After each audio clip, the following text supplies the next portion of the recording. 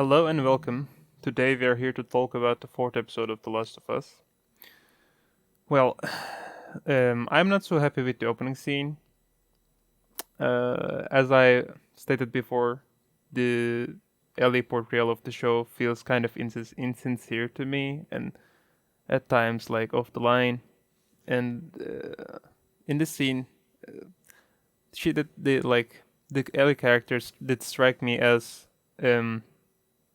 like performative, as I said in the past.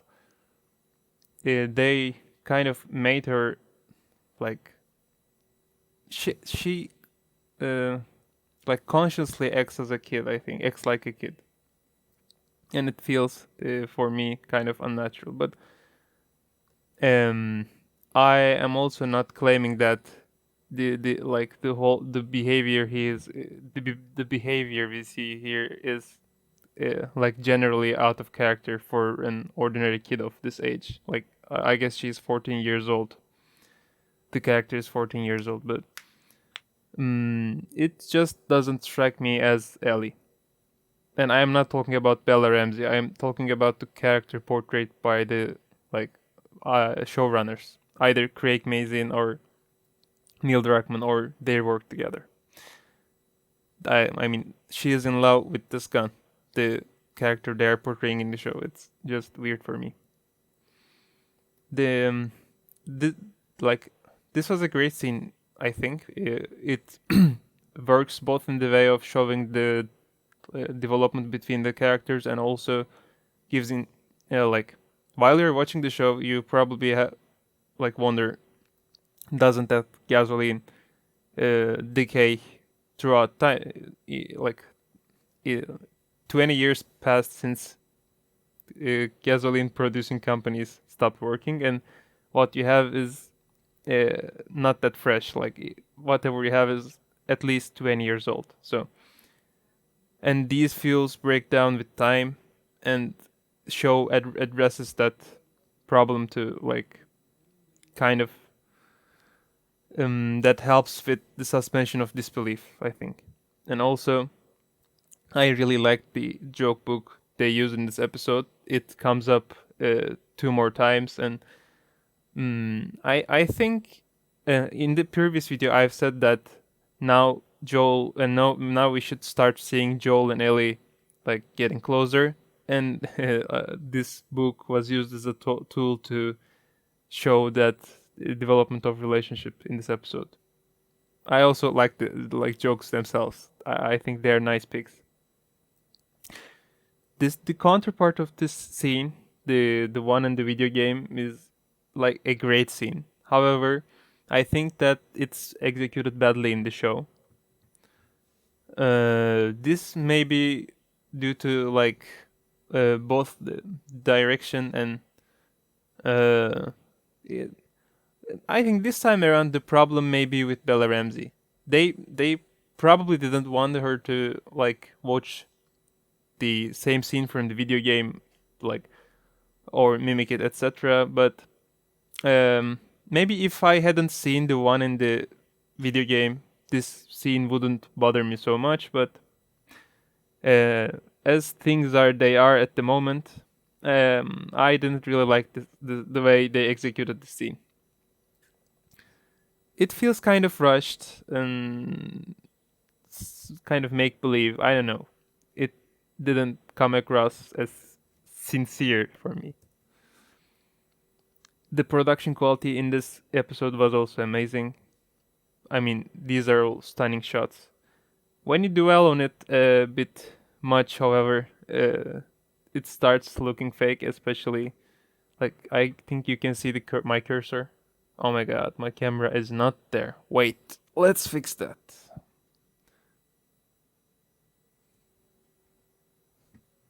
Well, I am back. Okay. It doesn't really work at the moment. That's weird. Anyway, that's not important.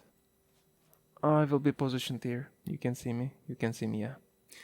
Anyway, I was talking about this part. When you dwell too much on the picture, you scrutinize it. It looks kind of fake. But while you're watching it for the first time, is just brilliant. No problems at all. Well, I also felt not so happy about this scene too. Like they made Bella Ramsey act too performative. Like, oh, I'm gonna eat this really fast, boy. I am so hungry. What the fuck am I eating? Kind of. There's no need for that. It's not funny. It doesn't contribute to anything. It's just like, why bother making such changes? The dialogue here, like, what are these how people gonna do us? Like, how dangerous they are. The like questioning about that matter was on spot. I think the whole episode was about showing how dangerous these hunters are. Also, um, I will say that for later. Again, as I said, for the second time, the joke book or whatever you call it comes up, and like I like these parts. I like the jokes. I like the interaction between the two characters. However, well, Joel staying up all night kind of got me worried. Like, he's an old guy, and sleep is important, guys. Uh, I was just like extra tense because in the rest of the episode because I knew that like Joel didn't get much sleep, and we will come back to this. This chat about coffee. Like, I'm a person who doesn't like coffee, and I think similar to the Ellie character here, but I don't know. This also, I mean, I was partially happy with this, partially unhappy, like about this. Um, Again, I felt that kind of insincerity, like when acting feels like acting, I think there's problem, and this scene was the, kind of like that for me. They talk about Tommy, fireflies, etc., and I think these dialogues were like on spot and important for the episode and the show. I like them, and spoiler alert, I think they kind of contribute to like complement the decision Joel will make in the end of the season, and like it kind of puts that decision into a gray area. It's not like it comes across as selfish, but that's like open to questions, I think.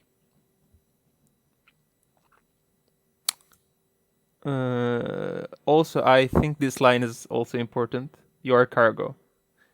Like, this kind of marks the relationship between them, the status, and we will see it change in we will like how it evolves in this episode and the next episodes, especially like with the part uh, after the part they meet with Harry and Sam. Henry, I think. Henry and Sam. Again, the like world they visually did build seems like strikingly realistic for me. It never felt like I was watching something made up. I mean, this place feels so real for me, and this shot also. This is a direct reference. Like, um, I think that it is not a correct way to put this. Like, this is not a direct reference, but a direct adaptation maybe from the video game. The whole sequence. No, I mean, not like in 1-to-1 scale, but I think you get my point. Um, like overall, I like the sequence. However, I also have some negative things to say about it, especially about this part where like Joel falls into a problematic situation. Ellie has to like take initiative, at first she grabs her stiletto knife, and then she decides to use her gun. Well, I'm not gonna dwell too much on whether it would be more logical to use the knife or the gun, but for some reason I felt that it would be more like Ellie to use the knife. But it could be risky too, like jumping on a guy. But I don't know. I don't know. Knife would not be so bad a decision, I think, because I am dwelling on this because, like, she shots too low. I mean, like, if the bullet were to pierce through the guy, it could hit Joel. You know, when you don't have a like clear shot, I think it's not a logical option to use your gun. Then the knife would be much safer. But okay, like in the heat of the moment, maybe she did the wrong decision. I don't know. That's not that much. That's not that much of a big problem. But in terms of directing, I would just expect that angle to be a bit higher. I am nitpicking here, but that's me. Well, after the first shot, I expected to like immediately pull the trigger again and do not let the guy talk. If they were to follow this path, if like the previous scenes we have talked about in which Ellie was acting kind of like a psychopath would make sense, I think. By the way, I do not think that pulling the trigger the second time is a psychopathic behavior, but it would just it's not something that anyone like it's not that easy, but I think it's the logical thing to do. Like Kratos says, you should close your heart to it, like their grief. You shouldn't get attached to them emotionally. I mean, a couple of seconds before, this guy was trying to kill Joel, right? I don't think that Ellie should open her heart to this guy's grief. If I were in his shoes, I'm not sure whether I would be able to like shoot him dead, but watching it from a distance, I kind of expected them to execute the guy immediately. Do not let him talk. I mean, because in any way, even though he was like their enemy a couple 6 seconds before, when he starts talking in that manner, it kind of I think softens the heart and arouses compassion, no matter what. However, Ellie kind of gets like, "Oh, what the fuck have I done?" Oh, but like she is not vocal about this, but she's kind of affected. She, while she was killing the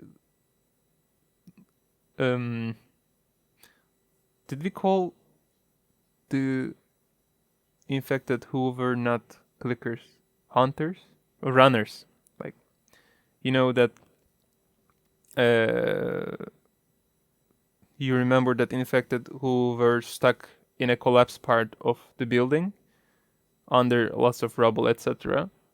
She killed that thing with like no mercy, but you may argue that like it's not human after all, but I don't know. It's something alive. I don't know. I don't know how. What was the thing I was saying before I come to this topic? I also forgot, but I know. I wish she went for the second bullet and killed the guy that immediately there. That then the decisions they have made in the past would make much more sense. It would be like maybe a brave path to pick, but since you're kind of leaning towards there, why don't you go all the way? I'm like, I don't know. The look, the expression on Pedro Pascal's face here, right on spot.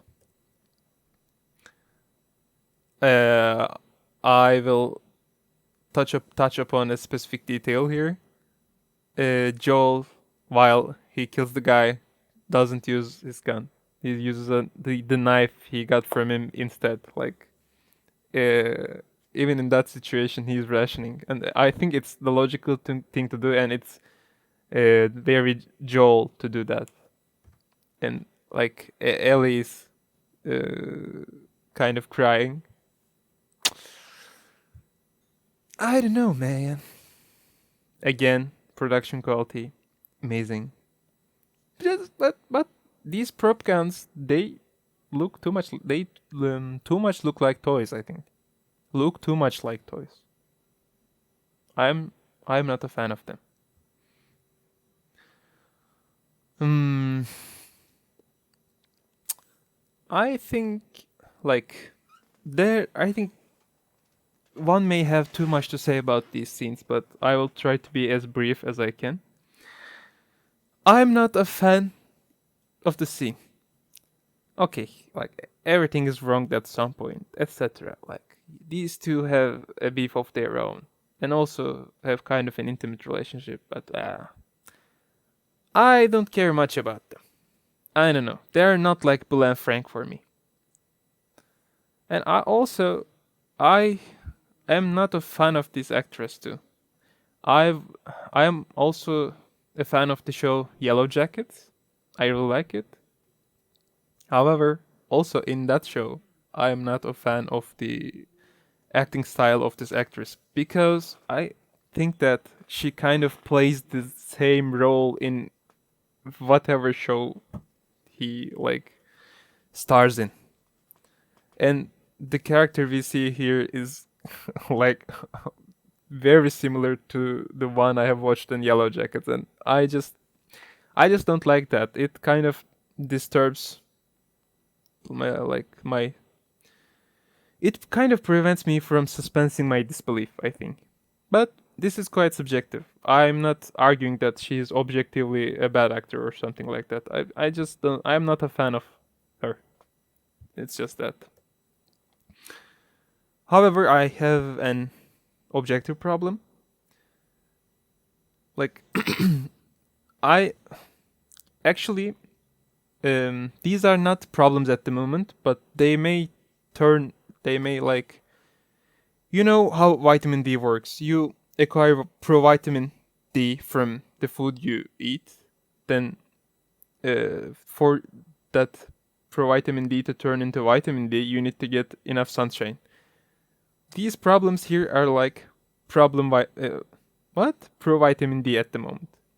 If they get sunshine, they will turn into problems. So I hope they don't get that sunshine. And for the sake of being less enigmatic, I think the show has to explain why this woman has this much authority. Uh, she doesn't strike me like the character doesn't strike me as someone who would be able to act as a leader. I think that character wouldn't be able to gain the trust of this many people in this kind of problematic situation. She's like too much attached to her like personal beefs with other people, and for like during the I we do not see her for a long time in this episode, but whenever we see her, she constantly talks about like Henry, where is Henry? We gotta find Henry. What's your problem with this guy? I mean, like they're also why are they so shocked about seeing these two guys all like dead? I mean, you are not like goodwill Samaritans, are you? Like you know what you're doing. You know what kind of a world this is. Like uh these guys are like nationalist people, you know? It by the way, this is not like an objective problem of the show. I'm just like voicing my how do I feel about this group we see in the show. They're just stupid in my opinion. And like the intensity of the situation here, she asks whether like they could save them if there was a medic, since they have a medic, that old guy. and them have like it making no difference kind of gives him the excuse to kill that guy when then she goes and like shuts him dead. Anyway, I think they're overreacting. Like find every collaborator, but in the background she's thinking that this is done by Henry and she wants to find Henry so fucking much. And they kind of send out a whole garrison. Like maybe you guys are kind of overreacting. I would if I were their leader, I would just I mean, they probably have an ongoing like scheme. I would just say that let's increase the safety precautions. Just keep things safe for a bit until we kind of uh, get better of this Henry guy. If he's that much of a problem, I wouldn't like. I mean, these resources are scarce, right? So you wouldn't waste them like this. But these people are like not that logical people. So it's normal that they're doing such stupid shit. This scene was kind of like, do we really need this much? Like Joel's, the Joel in the show is really bad at making this talk, and I don't think that the Joel in the video game would be this bad. So I am not sure about how I feel. How do I feel about the scene? But it wasn't bad, to be honest. But it was oscillating between good and bad for me. I mean, she's in love with that fucking gun. I don't know why. But I really like this specific part. Like, she he tells her that like we will get through this, and she's like, I know, I trust you. It's like it's a great scene in terms of seeing the dynamic between the two, and like this scene made me wonder like how much better the whole show could be if they were to like stick to the portrayal of Ellie in the video game. But this is my subjective opinion. Maybe other people like this version better, but it's not for me. She's again like too obsessed with this Henry guy, and they're on a manhunt, and they're hunting a guy with a like kid, like you don't have much you like. I think by the way, this is not a criticism towards the show. This is a criticism towards this group of people. Then by the way, I think that I mean normally in the Last of Us Part 1, we do not have any information on this group. But in the Part 2, I think the Abbey is normally runs with a group that's kind of an equivalent of what we see here. And in that regard, I also think that it brings that a group Abby runs with into a gray area. Okay, I will save it for later. We will come back to this. They also have another problem. They have a really big problem. Something making the ground rumble. I'm kind of excited for this because though like the only advanced infected we have in this in the first game is like bloaters. In the part 2 we have much more interesting creatures, the like especially the one that Abby fights with in the basement of the hospital. That creature was like straight out of Resident Evil games, and I think that we may see something like that creature in this season of this show, but we will see about that. She's again acting like a shitty leader, I think. But I mean, I understand that you may want to keep things from your people in order not to like lead them into panic, but I think this is a problem they should address immediately. This is not something to like fuck with, but they're fucking with it. The guy, I mean, you see the line here? It's asked by the guy. And this line belongs to the woman. Seal off the building for now. I'm sure that your like sealing precautions will be enough for this creature. Um, I like the I like the mannerisms of Joel in the show. I think they are they sit fine with me. They strike me as accurate.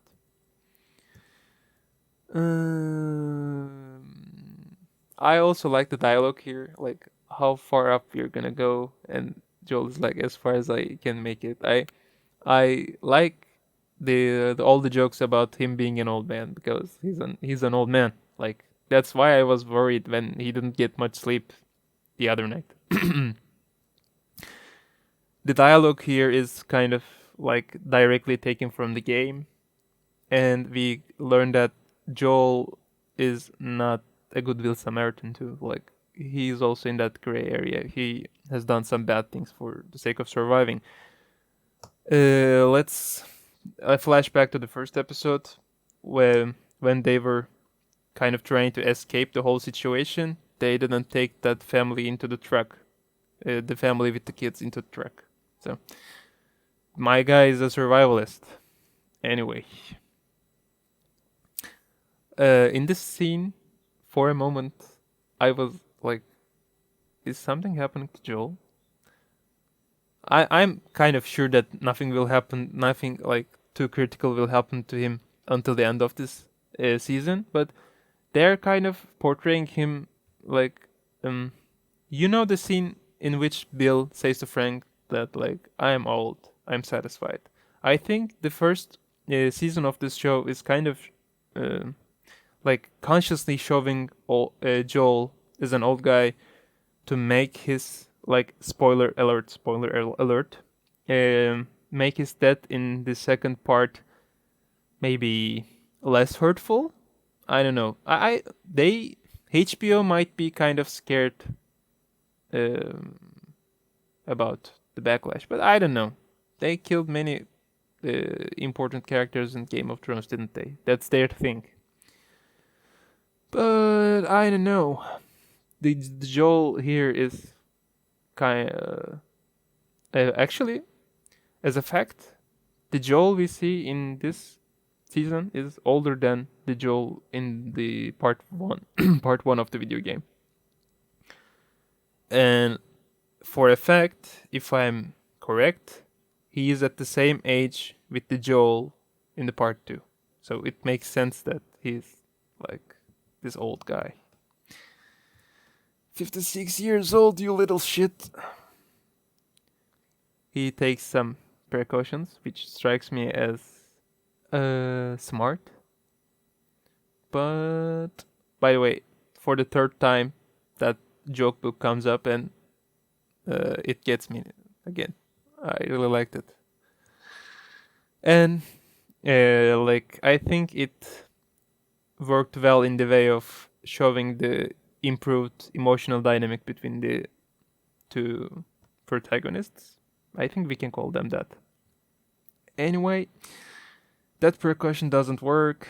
Henry and Sam finds them, and like this scene was creepy, man. This kid will be a problem in the next episode if they stick with the plot of the video game. And like this scene, seeing him like, who the fuck are you, you little piece of shit? You're like has a gun to Joel's head and like, shh, like who the fuck are you? Anyway, if they were the protagonists of the show, I would feel for them, and I would be against that little woman and old man. I think the episode ends with "True Fate" by Lord Kessner. This is an amazing song. I really liked it. I first listened to it in The Last of Us Part 2 trailer. That trailer was also really good. I'm just a fan of it. Hearing it at the end of this episode felt good. Yeah. I think this why Before starting to shoot this video, I thought that this would be the shortest one so far, but apparently it's the longest one. Anyway, without keeping you here for some seconds longer, I should say goodbye and see you in another episode. Take care.